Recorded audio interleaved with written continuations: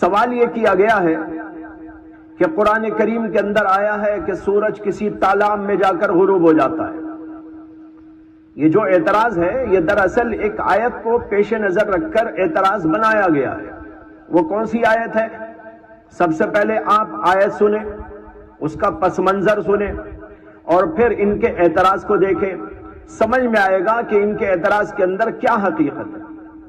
قرآن کریم میں اللہ تبارک و تعالیٰ نے حضرت ذوالقرنین کا واقعہ بیان کیا ہے۔ ایک واقعہ نہیں، کئی واقعات بیان کیے ہیں، اور ان کے اسفار جو مختلف علاقوں کے اندر ہوئے ان کا ذکر کیا ہے۔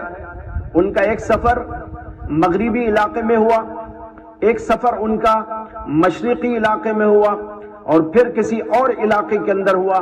اللہ نے ان کے اسفار کا ذکر کرتے ہوئے ایک جگہ پر یہ بتایا ہے کہ حضرت سیدنا ذوالقرنین تشریف لے گئے۔ کہاں تشریف لے گئے؟ حتی اذا بلغ مطلع الشمس حتی اذا بلغ مغرب الشمس وجدها تغرب فی عین حمیہ۔ یہ الفاظ ہیں کہ جب وہ سفر کرتے کرتے کرتے اس علاقے میں پہنچے جہاں پر سورج غروب ہوتا ہے، یعنی مغربی علاقے میں پہنچے، تو کیا ہوا؟ اللہ نے کہا وجدها تغرب فی عین حمیہ، تو انہوں نے سورج کو ایک ایسے چشمے کے اندر، ایک ایسے تالاب کے اندر غروب ہوتا محسوس کیا، حمیتن، جو سیاہ کیچڑ والا تھا۔ آپ نے دیکھا ہوگا بعض جگہ پر جو ہے سمندر، یہ تالاب کے نیچے کیچڑ ہوتا ہے، کالی مٹی ہوتی ہے، اس کو یہاں پر کہا گیا عین حمیتن۔ کوئی تالاب تھا اس علاقے میں، وہاں پر وہ گئے، سورج وہاں غروب ہو رہا تھا، تو انہوں نے دیکھا تو ان کو ایسا محسوس ہوا جیسے کہ وہ سورج تالاب کے اندر ڈوب گیا ہو، تالاب کے اندر غروب ہو گیا ہو۔ یہ ہے جو قرآن کریم نے فرمایا۔ اس پر ان لوگوں نے یہ اعتراض کیا ہے کہ قرآن یہ بتا رہا ہے کہ سورج تالاب میں ڈوب جاتا ہے، تالاب میں جا کر غروب ہو جاتا ہے، حالانکہ یہ سائنس کے خلاف ہے، مشاہدے کے خلاف ہے، اور آج ساری دنیا جانتی ہے کہ سورج کہیں اندر نہیں چلا جاتا، کسی سمندر میں نہیں ڈوب جاتا، کسی تالاب میں غروب نہیں ہو جاتا، کسی نہر کے اندر غروب نہیں ہو جاتا، لیکن وہ ایک علاقے سے دوسرے علاقے میں چلا جاتا ہے۔ یہاں سے جاتا ہے تو کسی اور علاقے کے اندر طلوع ہوتا نظر آتا ہے، یہاں غروب ہوتا ہے، امریکہ کے اندر طلوع ہو جاتا ہے۔ یہ آج سائنس نے واضح طور پر ثابت کر دیا، اور دنیا والے بھی اس کو اچھی طرح دیکھ رہے ہیں۔ یہ ہے ان لوگوں کا اعتراض۔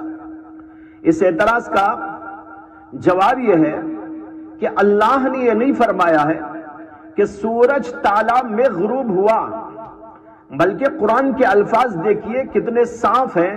اللہ تعالیٰ کہتے ہیں وجدہا، محسوس کیا انہوں نے۔ کیا محسوس کیا؟ تغرب فی عین حمیۃ، ایک کیچڑ والے تالاب میں غروب ہوتا محسوس کیا۔ ایک ہے کسی چیز کو دیکھ کر ایک آدمی کا محسوس کرنا، اور ایک ہے واقعہ بھی اسی طرح ہونا۔ دونوں کے اندر زمین و آسمان کا فرق ہے۔ اور آج دنیا میں ایسا بہت ساری جگہ ہوتا ہے، لوگ سورج کے طلوع ہونے کے مقام پر جا کر یہ محسوس کرتے ہیں اور دیکھتے ہیں کہ سورج نکل آیا ہے سمندر کے اندر سے، اور اس علاقے میں جاتے ہیں جہاں غروب کا سما نظر آتا ہے، وہاں وہ جا کر محسوس کرتے ہیں کہ سورج غروب ہوا، اور ایسا گویا کہ سمندر کے اندر چلا گیا۔ ہم نے بھی کئی جگہ دیکھا ہے، طلوع ہونے کے مقامات کو بھی دیکھا ہے، اسی طریقے پر غروب کے مقامات کو بھی دیکھا ہے، اور لوگ باقاعدہ سفر کر کے یہ منظر دیکھنے کے لیے جاتے ہیں کہ بڑا خوبصورت منظر نظر آتا ہے۔ ایسا محسوس ہوتا ہے کہ سورج سمندر کے اندر سے نکل آیا، یا ایسا محسوس ہوتا ہے کہ غروب ہوتے ہوتے سمندر کے اندر ڈوب گیا۔ یہ محسوس ہونا ہے، ہم بھی اس کو دیکھ رہے ہیں، اب یہاں پر کہا جائے کہ ہم نے سورج کو سمندر میں غروب ہوتا محسوس کیا، تو اس کا مطلب یہ کہ ہماری آنکھوں کے اندر ایسا نظر آ رہا ہے، لیکن واقعہ ایسا نہیں ہے۔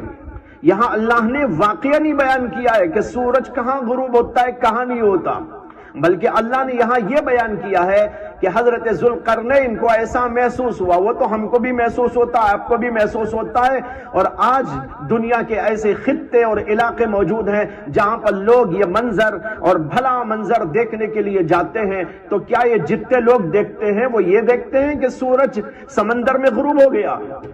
نہیں، سمندر میں غروب تو نہیں ہوا، لیکن محسوس ہوا ایسا۔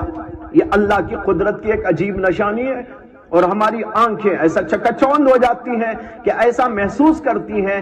اللہ نے اسی بات کو بتایا ہے، یہ نہیں بتایا کہ سمندر میں یا کسی تالاب میں سورج غروب ہوتا ہے، یہ بتایا ہے کہ حضرت ذوالقرنین کو ایسا محسوس ہوا، اور وہ جیسے کہ میں نے کہا ہم کو بھی اور آپ کو بھی محسوس ہوتا ہے۔ اس پہ اعتراض کی کیا بات ہے؟ اس سے خود سمجھ میں آ گیا کہ جن لوگوں نے یہ اعتراض کیا ہے انہوں نے قرآن کو سمجھا ہی نہیں۔